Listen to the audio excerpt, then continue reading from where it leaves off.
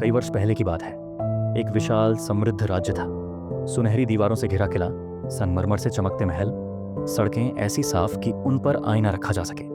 उस राज्य का शासक था राजा विराट सेन। राजा शक्तिशाली था, तलवार चलाने में निपुण, युद्धों में विजयी और शासन में कठोर। पर उससे भी अधिक वो अपने स्वयं के विचारों पर मोहित था। हर सुबह दरबार में एक ही दृश्य होता।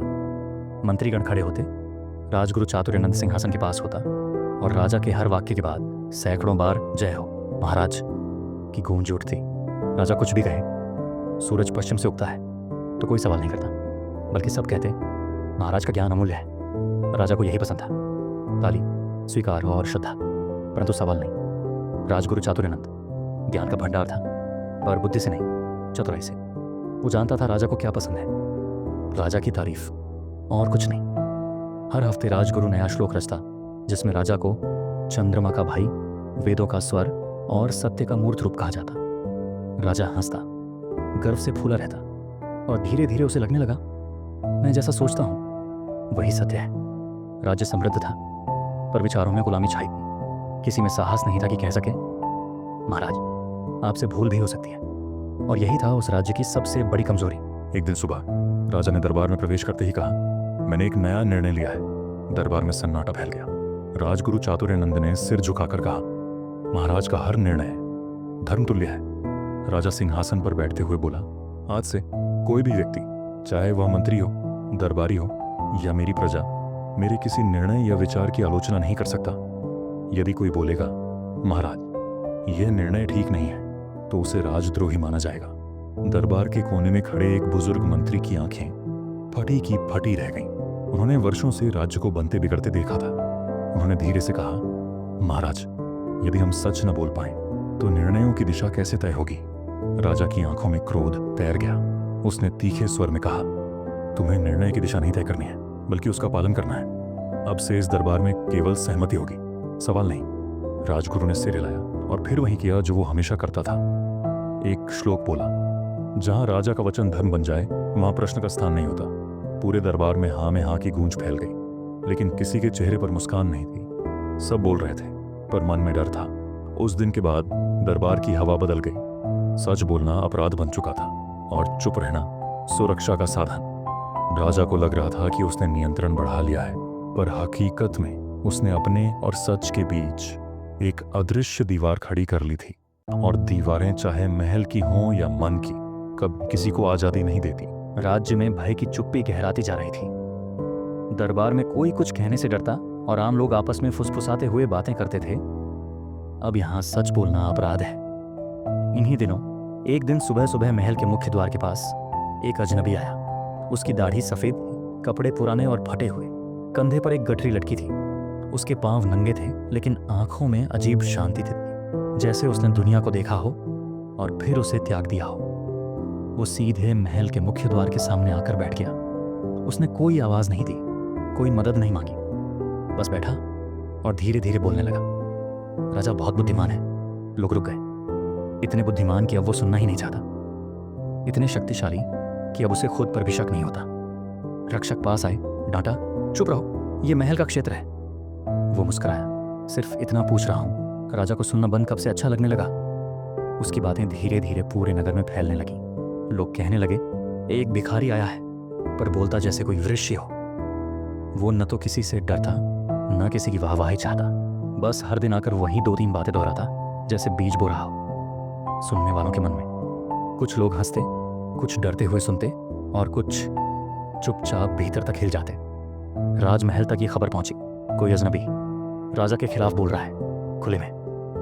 राजा ने गुस्से से मुट्ठी भींची और कहा, कल उसे दरबार में लाओ।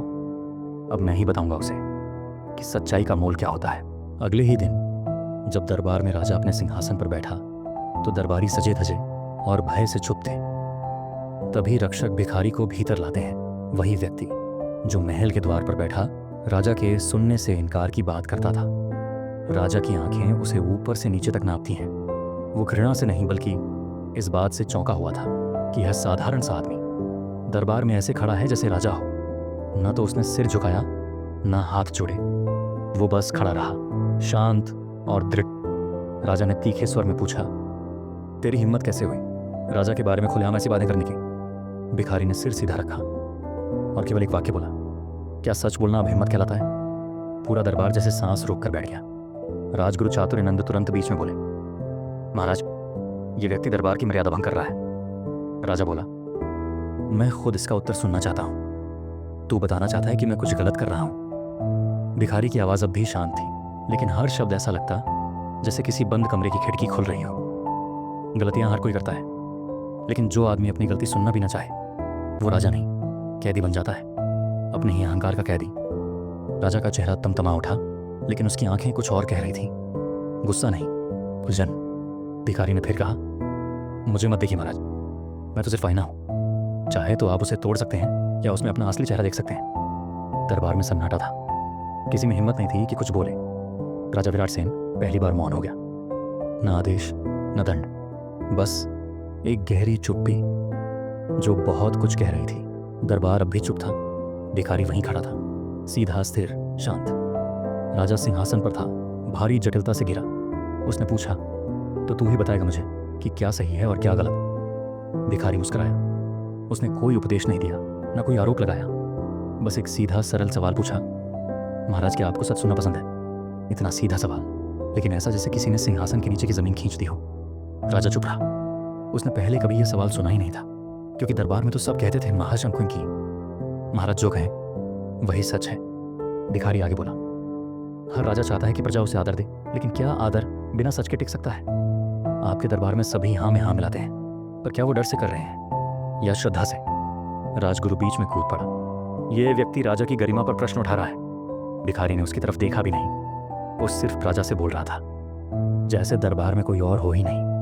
राजा को ताकतवर होना चाहिए, लेकिन उससे भी ज्यादा सुनने वाला होना चाहिए, क्योंकि जो सिर्फ बोलता है वो राजा नहीं, एक आवाज बन जाता है, और आवाजें शब्दों के बिना खोखली हो जाती हैं। राजा अब भी कुछ नहीं बोला, लेकिन उसकी आंखें बता रही थीं कि ये शब्द उसकी आत्मा के किसी कोने में दरारें डाल चुके हैं।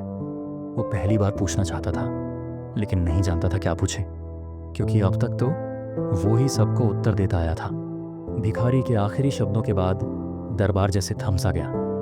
राजा विराट सेन अपनी जगह पर स्थिर बैठा था, लेकिन भीतर से कुछ ऐसा हिल चुका था जिसका कंपन पूरे दरबार ने महसूस किया। तभी राजगुरु चातुर्यनंद आगे बढ़ा। उसके चेहरे पर झुंझलाहट थी, जैसे कोई उसकी सत्ता छीनने आ गया हो। उसने ऊंचे स्वर में कहा, महाराज, ये व्यक्ति शब्दों के जाल में फंसा रहा है। मैं वेदों, पुराणों और नीति शास्त्रों का जाता हूं। आपको अगर कोई सिखा सकता है तो वो मैं हूं, न कि यह सड़क छाप भिक्षु। भिखारी ने उसकी तरफ देखा, एक शांत मुस्कान के साथ। फिर उसने राजा की ओर देखा और कहा, ज्ञान शास्त्रों से नहीं, अनुभव से आता है। वेद पढ़ना सरल है, लेकिन खुद को पढ़ना कठिन। राजगुरु तिलमिला उठा। उसने शास्त्रों के श्लोकों की बौछार शुरू कर दी, लेकिन कोई श्लोक भिखारी के एक वाक्य जितना असरदार नहीं लगा। भिखारी बोला, राजा को वो सिखा सकता है जो डरता नहीं और जिसे कुछ पाने की लालसा ना हो। और मैं न दरबार चाहता हूं, न पद, सिर्फ सच कहने की आजादी। राजगुरु के शब्द जैसे हवा में झूल गए, कोई प्रभाव नहीं। दरबार में बैठे लोग पहली बार राजगुरु को मौन होते देख रहे थे। राजा ने पहली बार राजगुरु की ओर देखा, लेकिन उस निगाह में आदर नहीं था, बस एक लंबा विचारशील मौन। वो भिखारी की तरफ फिर मुड़ा और कुछ ना कहते हुए उठ खड़ा हुआ। वो ना चला ना बोला, बस कुछ देर तक भिखारी को देखता रहा, जैसे कोई शीशे में अपना नया चेहरा देख रहा हो। उस रात राजमहल में कोई संगीत नहीं था, ना किसी सभा की तैयारी थी, ना उत्सव का कोई स्वर। राजा विराट सेन अपने कक्ष में अकेला बैठा था। सिंहासन से उतरकर पहली बार एक साधारण आसन पर बैठा। उसके सामने कोई दर्पण नहीं था, लेकिन फिर भी वो खुद को देख रहा था। भिखारी के शब्द जैसे उसके मन में गूंज रहे थे। राजा वो नहीं जो सिर्फ बोले, बल्कि वो जो सुन सके सच, चाहे कितना भी कटु क्यों ना हो। राजा की आंखें बंद थीं, पर अतीत की अनेक घटनाएं आंखों के सामने घूम रही। उसे याद आया वो मंत्री जिसने कभी निडर होकर कहा था, महाराज यह नीति अन्यायपूर्ण है, और फिर उसे पद से हटा दिया गया। उसे याद आया जब किसी किसान ने रोते हुए अनाज के घर में छूट मांगी थी और उसने आंखें फेर ली थी। एक के बाद एक चेहरे, घटनाएं और चुप्पियां जो उसने कभी नहीं सुनी थी, अब चीखने लगी थी। राजा ने धीरे से खुद से पूछा, क्या मैं सही में श्रेष्ठ था, या मैं बस इतना शक्तिशाली था कि किसी ने कुछ कहने की हिम्मत नहीं की? फिर एक और सवाल भीतर से उठा, जो मैं समझता था कि गौरव है, क्या वो केवल मेरा अहंकार था? उसका मन दो रास्तों पर खड़ा था, एक ओर आत्मगौरव और दूसरी ओर आत्मधोखे की परतें। शब्दों में नहीं, पर आत्मा की खामोशी में राजा विराट सेन टूट रहा था, क्योंकि जब एक शासक खुद को ही नहीं पहचान पाता तो उसका सबसे बड़ा शत्रु कोई बाहरी नहीं बल्कि वही होता है। दरबार में जीतना आसान था, लेकिन इस कमरे में हारने के बिना जीत संभव नहीं थी। उस रात पहली बार राजा ने नींद की कोशिश नहीं की। वो बस बैठा रहा, सुनता रहा उस मौन को जिसमें सच चुपचाप बोल रहा था। अगली सुबह राजमहल के बाहर एक असामान्य हलचल थी। घंटियां नहीं बजी थीं, राजगुरु का कोई संदेश नहीं आया था और न ही कोई दरबारी आज सभा के लिए तैयार हुआ था। परंतु प्रजा की भीड़ महल के सामने धीरे धीरे जमा हो रही थी। क्यों? क्योंकि पहली बार राजा विराट सेन स्वयं बिना रथ, बिना दंडपाणी, बिना आभूषण, नंगे पांव महल की सीढ़ियां उतरते दिखाई दिया। वो भीड़ की ओर देख रहा था, लेकिन उसकी आंखों में न गौरव था न भय, बस एक मौन स्वीकारोक्ति थी। वो सीढ़ियों से नीचे आया, भीड़ के बीच खड़ा हुआ और अपनी गूंजती आवाज में कहा, क्या तुम्हें मुझसे डर लगता है? लोग चुप। किसी ने सिर झुका लिया, कोई आंखें चुराने लगा। राजा फिर बोला, क्या तुम सच इसलिए नहीं कहते क्योंकि मैं राजा हूं, या इसलिए क्योंकि तुम्हें मुझसे सजा का डर है? अब हलचल हुई। भीड़ में एक वृद्ध बोला, महाराज, हम आपको नाराज नहीं करना चाहते थे। राजा ने सिर झुका लिया और फिर वह वाक्य कहा जिसने पूरे राज्य की दिशा को पलट दी, अगर मेरी सत्ता इतनी कमजोर है कि वो सच की आवाज से डर जाए तो वो सत्ता नहीं, एक भ्रम है। मैंने गलती की, सुनना बंद कर दिया, प्रशंसा से खुद को सत्य मानने लगा। लेकिन अब मैं राजा नहीं, एक विद्यार्थी की तरह फिर से सीखना चाहता हूँ। भीड़ स्तब्ध थी। राजा ने कहा, आज से मेरे राज्य में सच बोलना अपराध नहीं, कर्तव्य होगा। अगर मैं कभी फिर भटक जाऊं तो मुझे टोकना, क्योंकि अब मैं अपने भीतर की आवाज को बंद नहीं करना चाहता। लोगों की आंखों में आंसू थे। किसी ने नहीं सोचा था कि एक दिन ऐसा आएगा जब राजा सिंहासन से उतरकर खुद अपने भीतर उतरने का साहस करेगा। राजा विराट सेन के शब्द सिर्फ हवा में नहीं बहे थे, वो लोगों के मन में उतर गए थे। दरबार की दीवारें अब वैसी नहीं रहीं। जहां कभी हर बात पर जय हो की गूंज थी, अब वहां पहली बार सवाल उठे, सुझाव आए और सच्ची बातें कही गईं। राजगुरु चातुर्यानंद, जो वर्षों से राजा का सलाहकार था, उसके चेहरे पर अब चुप्पी थी। राजा ने उसे दरबार में बुलाया। उसने सिर झुका लिया।